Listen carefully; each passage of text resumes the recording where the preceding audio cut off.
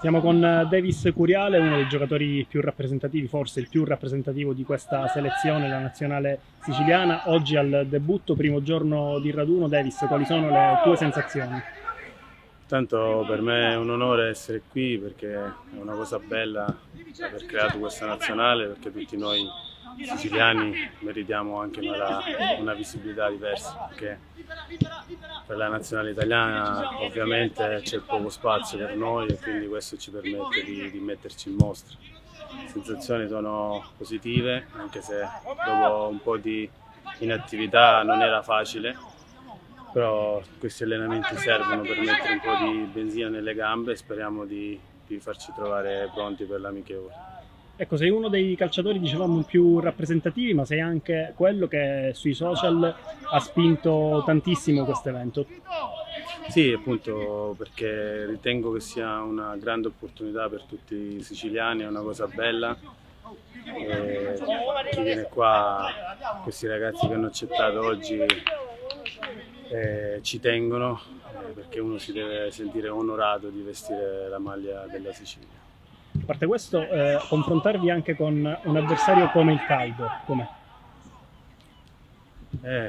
Fa troppo caldo, però ripeto, siamo giocatori che in qualsiasi circostanza si devono adeguare alla situazione e niente, cercheremo di battere il caldo. Oggi qui a Mazara siete in 33, vi conoscevate tutti, comunque com'è stato anche incontrarvi tra di voi? Ma è stato bello anche ritrovare vecchi amici con cui ho giocato negli anni passati, tipo Genesio, Costantino ed altri ragazzi anche della Lega Pro che sono venuti. È sempre un piacere perché comunque poi ci ritroviamo in mezzo ai campi, ci ritroviamo in giro per l'Italia e essere qui tutti insieme per rappresentare la nostra terra è una cosa bella. Oggi sei andato subito in gol nella prima partita del primo triangolare, anche l'emozione di segnare con la maglia della nazionale siciliana.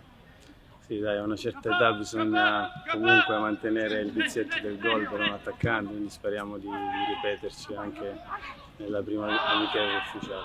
Ecco, prima amichevole ufficiale che arriverà la settimana prossima, qui a Mazara del Vallo arriverà la nazionale sarda. Cosa vuoi dire anche ai tifosi che verranno qui a vedervi?